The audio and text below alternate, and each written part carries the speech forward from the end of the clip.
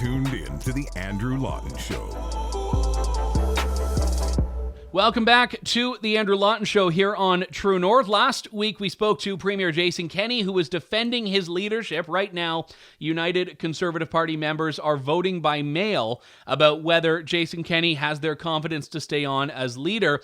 And interestingly enough, I asked Premier Kenney what he thinks a win is, because historically in a leadership, you want in a leadership review to have 60, maybe even 70% of your members back you. But he was saying 50% plus one. That's a mandate. And I think there are some lower expectations coming there.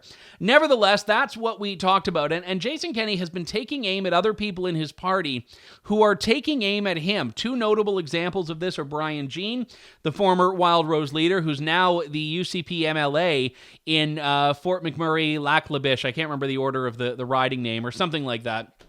And he won in a by-election, again, saying he wants to remove and replace Jason Kenney. And then a couple of weeks ago, Danielle Smith announced that she was seeking the nomination in Livingston-Macleod for the UCP. And she also said if the leadership of the party becomes available, she will seek that as well. But in the meantime, seeking the nomination in Livingston-Macleod, just south of Alberta, covering, I think, Okotoks and High River, all that area. Beautiful part of the province and the country. And in any case, enough about geography. It's good to have Danielle Smith on the show again. Danielle, thanks so much for your time. Nice to talk to you too, Andrew.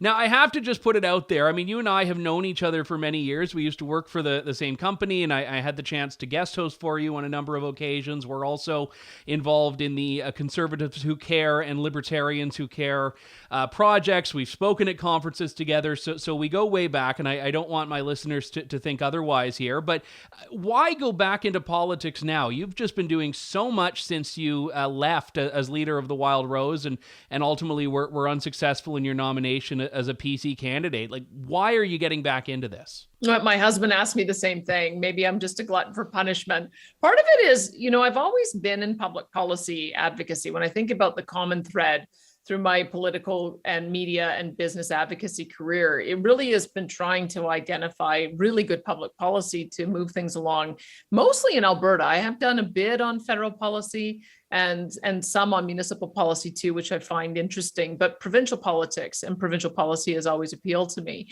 And so I have had 3 bouts as a business advocate. I was the property rights advocate in my initial days when I first came back after being an intern at the Fraser Institute. Then I did advocacy for small business with CFIB, and then more recently for mid-sized private businesses with Alberta Enterprise Group. I've been in the media several times. I've done radio and television, print and podcasting, and I've been in politics twice. So I was a school board trustee as well as being a member of the Legislative Assembly, and I wasn't quite ready to give it up, even though I did get fired by the members of the PC party. They didn't want me to be their candidate. And I figured that was time for me to go sit in the penalty box for a while, learn about the things that I had done wrong, and try to identify the things that I could do that would make it right. So I was on the air for 6 years. And it was just an amazing experience.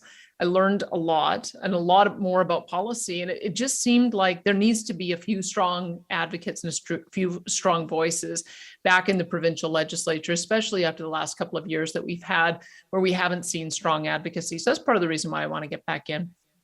You've changed, as you just indicated there, but also the political climate and the circumstances of Alberta have changed dramatically as well. We have a united Conservative Party now, a party that didn't exist around the time of your last political campaign. And you also have had the COVID pandemic, which I think has shaken what otherwise probably would have been a relatively uncontroversial Jason Kenney government to a lot of Conservatives. So how much are the circumstances themselves thrusting you back into politics right now? Well, I think part of it is that we've seen with the premier, and I supported him, and I tried to offer good policy ideas, and I think he did some things very well, especially in his first year. I think he's created an environment that's continuing to attract business investment. So I want to see those things continue. But he really went sideways on the COVID policies, and not so much in the early stages. A lot of people were making mistakes, And a lot of people were trying, it was trial and error. A lot of people didn't know what was going on. There was a lot of, well, let's see what they're doing and let's follow suit. But he really could have taken a different path when he promised that there was going to be no vaccine passports, no vaccine mandates. And he took a hard turn back in September of 2021, when it was becoming pretty clear from looking at what was happening in Israel that the vaccination was wearing off, that people were just as likely to get COVID if they were vaccinated or unvaccinated. There really wasn't any reason to bring through this vaccine passport. There wasn't any reason to fire AHS staff members for being unvaccinated. He also began to put pressure on businesses to have vaccine mandates. And that seemed like a betrayal of everything he said he stood for, especially since we look down south at the red states, particularly Florida Governor Ron DeSantis and South Dakota Governor Kristi Noem, among many others. And I think there was an expectation, especially since Alberta is a more conservative province, that we would have followed the lead of those states, and we didn't. So I think that created real problems for him, in that he's never going to win over the NDP vote, but then he alienated a huge chunk of his own base, particularly in rural Alberta.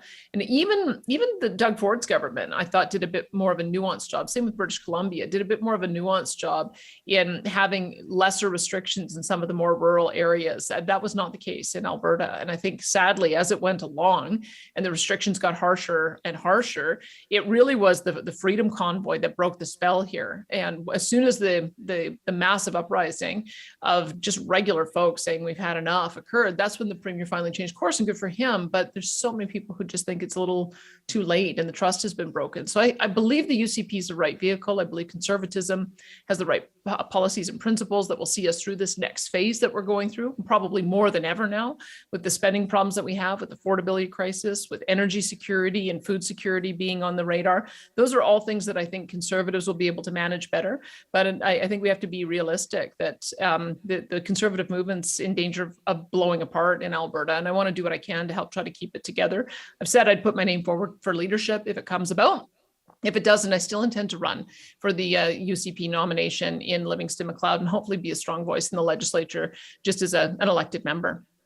I think that is an important point, though, because the UCP right now is in the midst of a leadership review. We don't know at this point what that is going to mean for Jason Kenney's leadership of this party by the time you might get the nomination, if that happens. How could you run and serve under a Jason Kenney government with all of these issues that you've identified with his government and his leadership? I guess the way I look at the role of an individual MLA is different. Maybe it's because I come from the Wildrose tradition as opposed to the Ottawa conservative tradition. The Wildrose tradition is very similar, I think, to even how Ralph Klein and Peter Lougheed managed their caucuses back in the day with the progressive conservatives here. Those are two of our historic party leaders on the conservative side. And there really has been a respect for grassroots decision making, that the job of the MLA is to go into the community, find out if there's a problem, and then bring it to caucus. And if other caucus members have similar problems, then it gets elevated to the minister.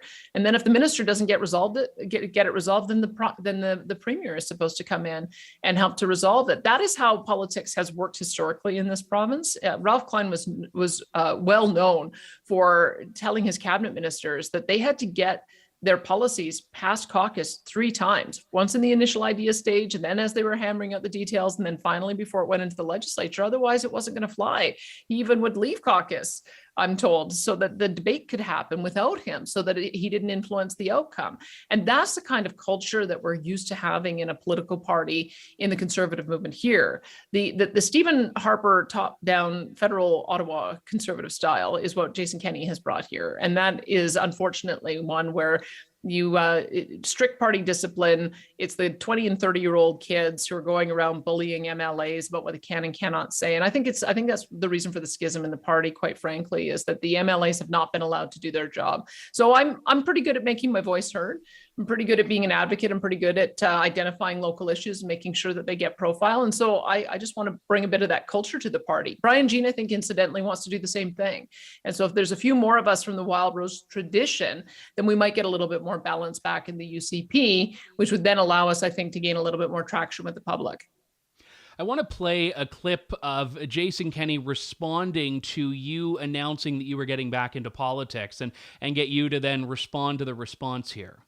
What I have said is, as long as I'm leader of the United Conservative Party, I will not permit a rerun of the Lake of Fire incident. Another Conservative Party was blown out in an election in 2011 because of a failure of leadership to block extremists from getting on the party ballot. That is a lesson that I thought people would have learned. As long as I'm leading this party, it will be a mainstream Conservative Party, and I welcome voices who disagree with me on a whole range of policy issues. Always have, always will. We've demonstrated greater openness and tolerance for dissenting views in our caucus and party than anything I've ever seen, because we are a grassroots democratic party. But there has to be a limit, and for me, the limit has always been a commitment to our members that we will not tolerate hateful extremism that promotes violence or hateful views towards entire categories of people. So as you just saw there, he's not only bringing up the Lake of Fire incident from about a decade ago, but also it sounds like calling your supporters and perhaps even you extremists, which I find quite interesting. He talks about violence. I've never heard that from you. I mean, what on earth is he doing? He unfortunately has this bad tendency of fighting with everyone. He fights with his party members. He fights with his caucus members. He fights with the opposition. He fights with the media. And I think we're looking for a little bit more statesmanship from our chief leader and chief spokesperson.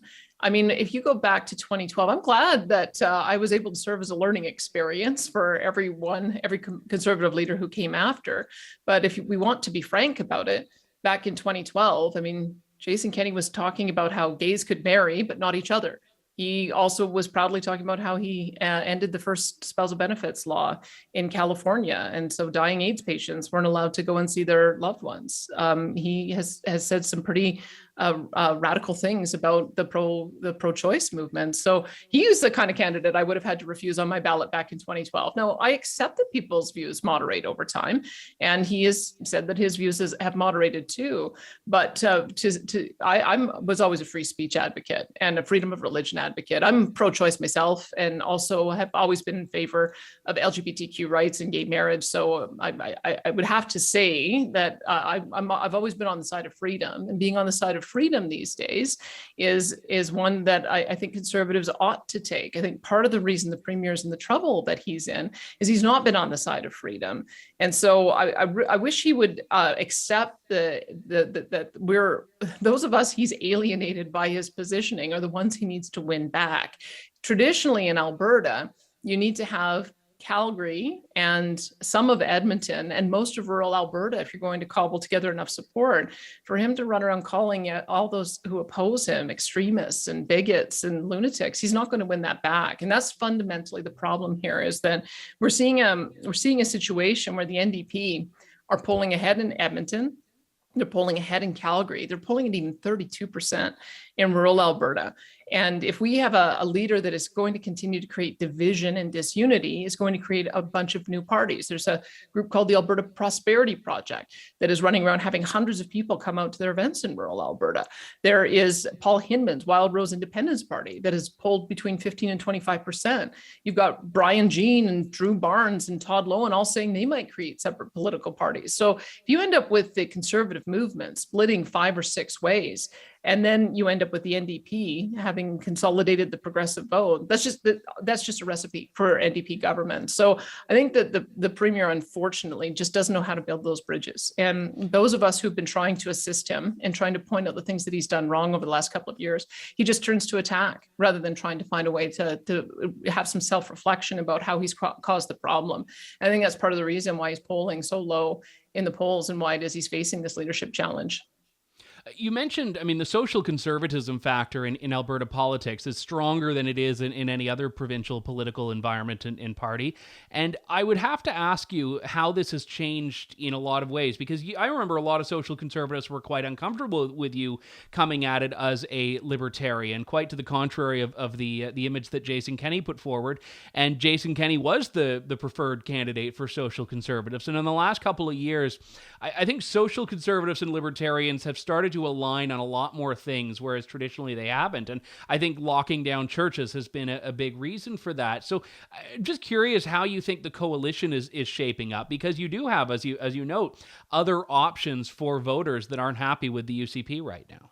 Yeah, there is a billboard along one of our major highways coming out of Edmonton that says that Jason Kenney has jailed more Christian pastors than communist China has. And I don't know if that's entirely true, but it does tell you that just because somebody might be aligned on certain hot button political issues doesn't mean that they will support religious freedom. I mean, I was appalled when he jailed Pastor James Coates. I interviewed Pastor Coates as well as his wife Erin Coates, and then there were other pastors that have been jailed since.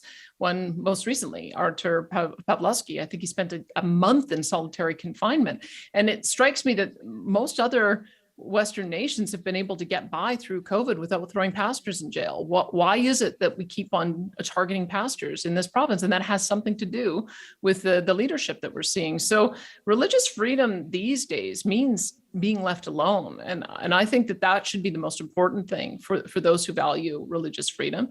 There are also, I mean, I have a Dutch Reform in my riding, and they're very concerned about vaccination because some of the vaccines have been created from fetal stem cell lines from aborted fetuses. That's one of their moral issues about why it is they don't want to get vaccinated. We have to be able to respect that there are some people who will take that view and not take the view that, oh, well, if you don't do it, you can't see your kid play hockey or go to a restaurant or travel on an airplane. We have to be, if we're going to be respectful of religious freedom and respectful of my body, my choice, then we should be respectful of those who want to make their own choices about their healthcare. I think that's another big issue.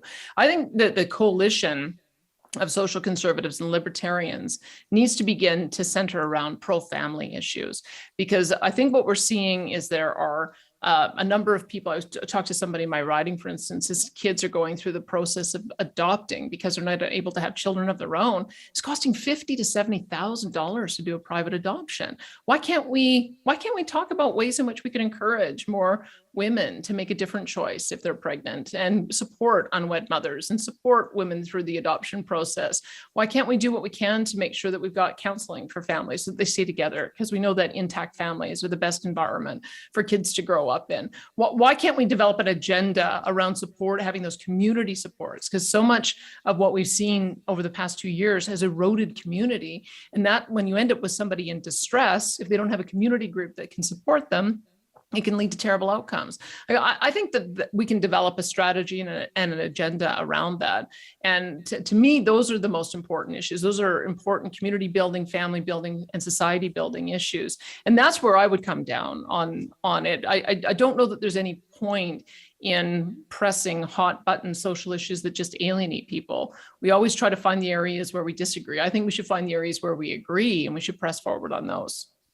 I heard you deliver a talk a few months back on healthcare, and you laid out a very detailed and comprehensive plan that we'd have to have you back on the show for much longer to delve into. But it was clear that you have given some thought to the big structural and institutional issues in healthcare. You've been on this show talking about carbon capture, again, another area where you could bring a public policy focus to an issue that very much needs it. So you obviously have an ambitious plan. If you're going back into politics, how much do you think you can do this as a lone MLA if you're not the leader? You can always have influence. And I think for me, this is what I've learned in my various roles in advocacy and media, is that politicians move when there's enough public support for it. Politicians always get it backwards, is that they go into elections and they don't do enough time, I think, paving the groundwork for people to be open to their ideas. That was one of my mistakes back in 2012.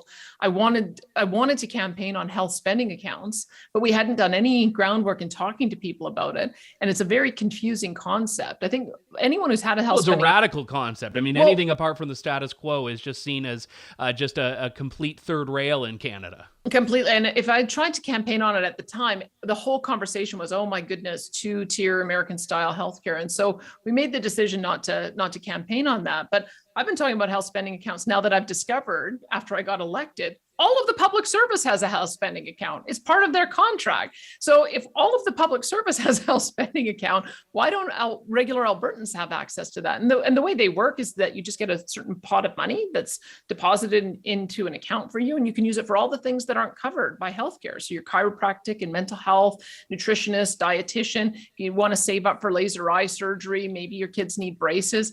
So if we've been able to already cross that bridge with our public service, that they see the benefit of it, maybe that sows the seed for how we can deal with the 2 years of trauma that people have suffered through COVID, but also create an environment where we're funding healthcare as opposed to just sickness care. And to me, that would be the beginning, because you can implement a policy like that without it violating the Canada Health Act. In fact, I think it's actually more in alignment with the Canada Health Act because it's more comprehensive. It gives people the means to take control over their own healthcare as well. It's accessible, it's portable. There's all kinds of reasons why you can build on that. And if you start building around that concept, then you can start having the discussion with the public about, if we find some savings in our healthcare system, we can flow that through to you in your health spending account. Now, all of a sudden, you've got 4.4 million people rooting you along to try to find efficiencies in the healthcare system. And then you can have a conversation about, well, what kind of things do you cover in your medical spending account versus what kind of things do you get covered by catastrophic insurance? But you've got to start somewhere in getting the buy-in, and you've got to start somewhere in getting that relationship between the patient and the doctor back on track. The system we have right now, where no one knows what anything costs, there's really no controls over what type of access somebody has to the system. There's no customer service in any part of the healthcare system. As soon as you empower people with dollars, they become the auditors of the system. They become the ones who hold it to account. And I think you could do some amazing changes if you just start there. We've got to start incrementally, and then we have to be able to broaden it out after we see the successes. This is, I guess, what I have brought to my thinking on public policy, because I've always been in startup type of organizations, whether it's been in media or in advocacy, and watching entrepreneurship. Sometimes you just have to do a pilot project and start something and build on it. I think the error we make in government is thinking that anytime you implement a policy, it has to be 100% perfect across the board, covering all citizens at all times for all reasons. And then you end up with mammoth programs that take forever to get implemented, and a lot of mistakes get made. So why don't we try it a little bit differently? Why don't we try it the way people actually do operate, which is you try a pilot project, you see what works, and you tweak it and go along. I think that we could apply that kind of approach to changing the way we deliver public health services across the board. Public health services, education services, for instance, look at the UK.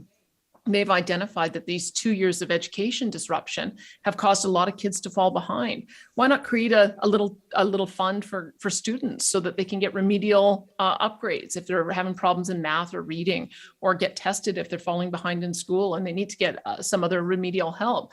I think we need to start empowering parents as the payers, or patients as the payers, as opposed to just sitting back and thinking that centrally planned bureaucracies can do it for all of us. They've demonstrated they can't. So why don't we try something different? Why don't we try to build out our public services using conservative principles, free enterprise and choice and competition and empowerment of the individual user? And if we can start doing that, I think we can make some amazing changes. Danielle Smith, UCP nomination candidate for Livingston McLeod. By the way, if you win, are we losing you at Conservatives Who Care and Libertarians Who Care? Probably. I mean, it's one of those things where people, I mean, I've lost so many jobs now in the last week, because as soon as you get involved in politics, people say, "Oh, well, we're a nonpartisan organization. We can't be involved." It's a real challenge. I think it's why a lot of people don't end up putting their name forward in politics, because it is hard to just decide to go without an income for a year. And so we'll have to see how it goes forward. I understand why people make that kind of choice, that they want to make sure that things aren't perceived to be tainted by politics. But I wish we'd be able to have a better approach, that we could attract more people into politics. Very well said. Danielle, thanks so much for coming on. Best of luck. You bet. Thank you. Thanks for listening to The Andrew Lawton Show. Support the program by donating to True North at www.tnc.news.